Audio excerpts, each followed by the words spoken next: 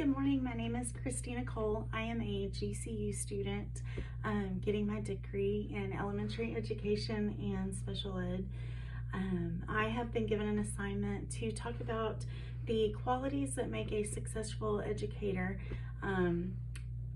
I have to answer what my personal dispositions are and how it can contribute to my success as a teacher, and the things that dispositions that I need to improve upon before I enter a classroom.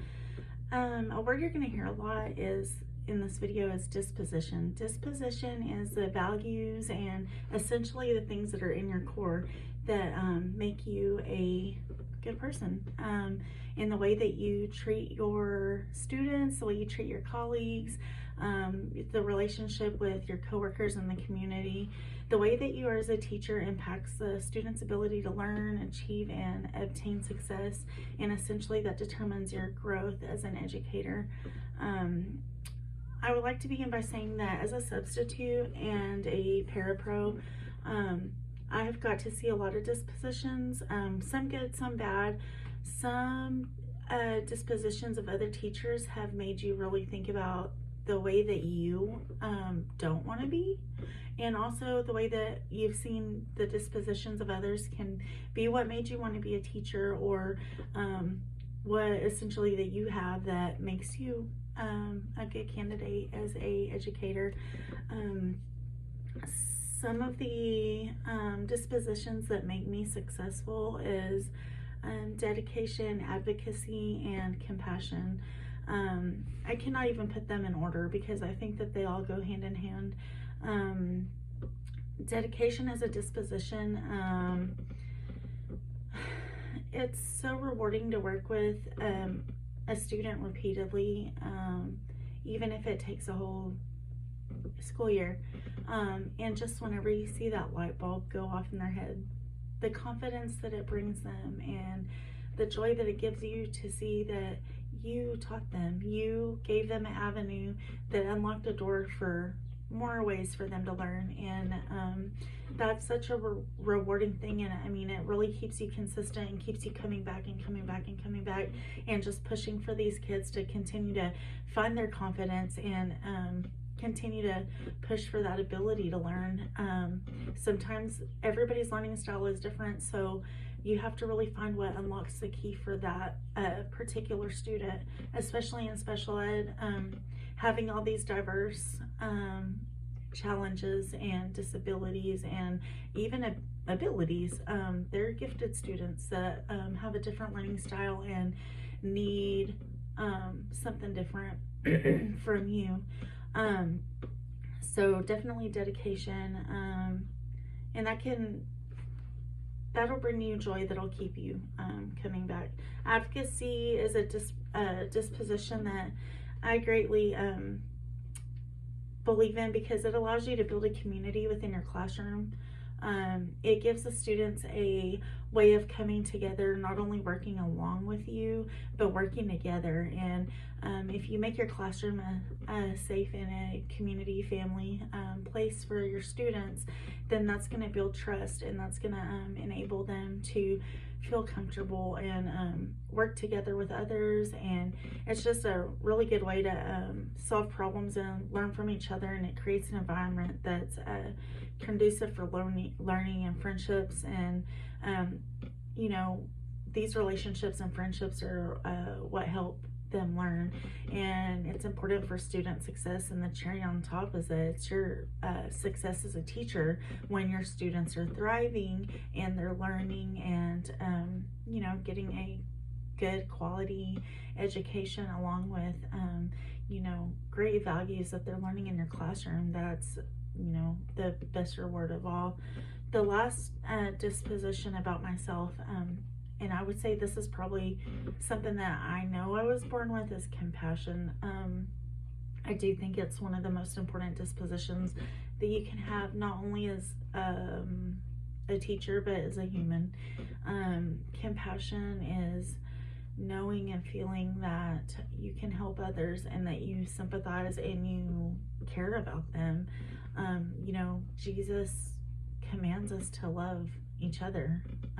He loves us and he forgives, and that's a quality that we need to bring to our daily life and our classroom, our relationships with our coworkers, and especially be the example and the model of that for our students. If our students are not seeing compassion for us, they're definitely not going to have it for their classmates. And that's what we need in the way that our classrooms are.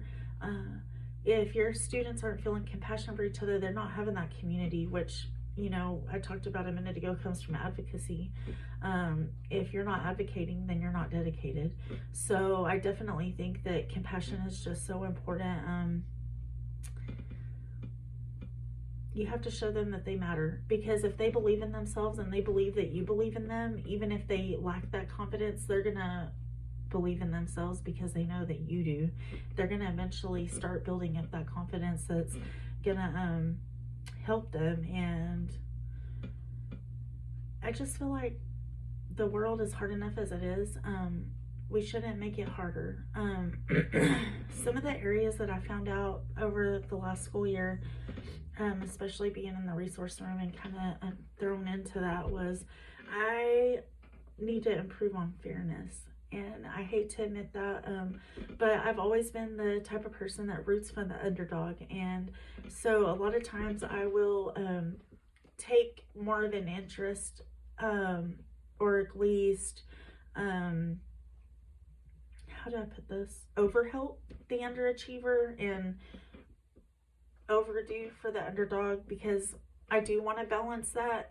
And I know that that ends up tipping it the other way, and other students see that, and that might make them feel like it's unfair. And I don't want that. But I do know that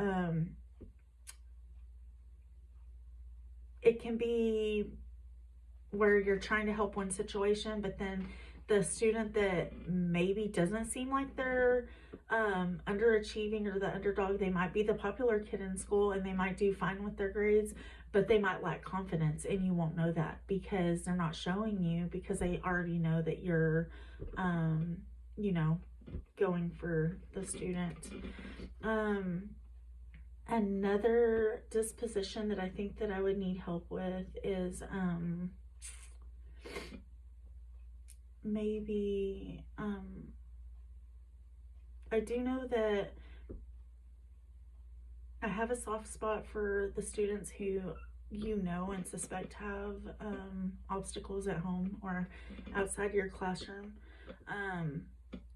And whenever students see this, they take it as the opportunity to manipulate. So if you have a student in your classroom that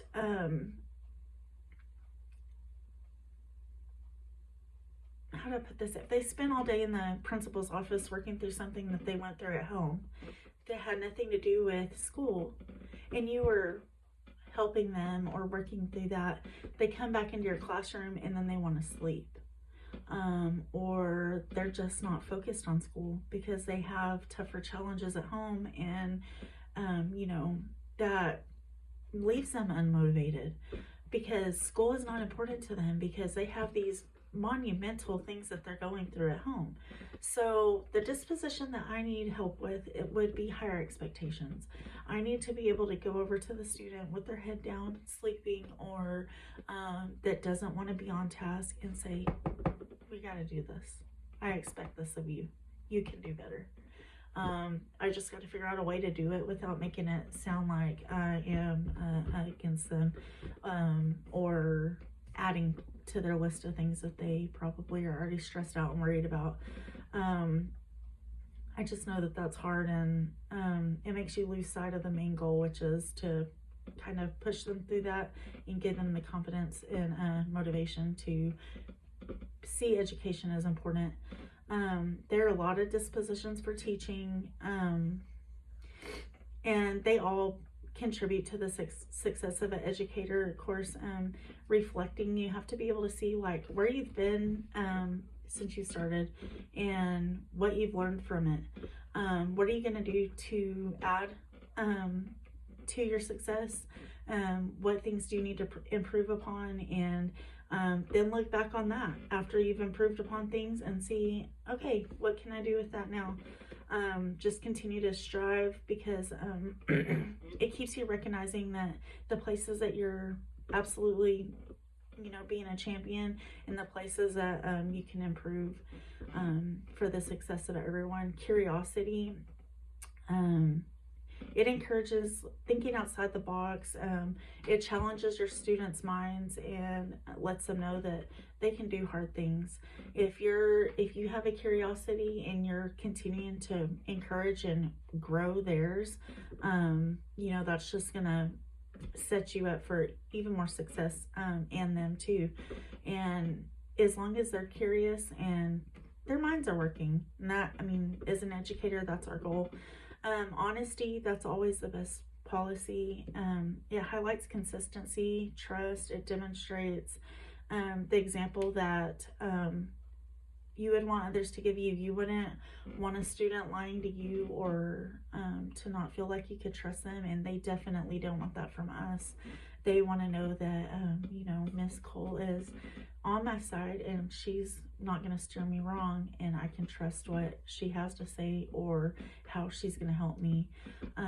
Compassion, advocacy, and dedication, those are the things that I went over with you that I feel like I exemplify. And I feel like it best describes living with integrity, the student's best interest at heart, but at the forefront of it all, I feel like those things really just show that you have this God-given gift, or calling upon your career and upon your life. Most people that want to be in teaching have that compassion. Not everybody wants to be in a classroom with a bunch of kids, and take the patience and the time it takes to do what we do. And some would say with little reward. I personally see all the reward when I see students learning, and it's not about the money, although the money is what actually spurred me to go to college, as being a paraprofessional. The money's not tremendously amazing, and so yeah, I did want to further our financial income, but the real reward is seeing these kids learn and seeing that light bulb go off, and the way that all of a sudden they love coming to school and they can't wait to see you, and that's so important. The thing that pushes you and wakes you up in the morning, making you want to the desire and the drive to help these students through your examples and your strategies, and the curriculum that you go and find for fun ways to help them learn, and just giving them the opportunity to walk into a safe place, a happy place, a place not just for education, but that gives them the life lessons and love and compassion, dedication, advocacy, all these wonderful things, great values, the things that they'll feel beyond the walls of your classroom, that they'll take out into the hallways and out into the world. Even whenever they're not in your classroom or your school anymore, they're still going to remember that they were loved, and not just that they learned in the way that they learned, but that they matter and they can do hard things. And to me, that's the most important thing that they need to share with others.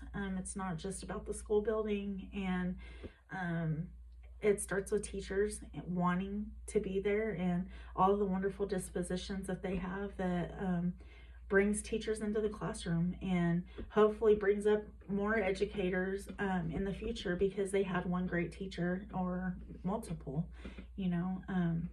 but these are all of the things that I think make a successful educator, and would make me a professional first year teacher, successful, and also for the success of my students. Thank you so much for your time, and have a wonderful day.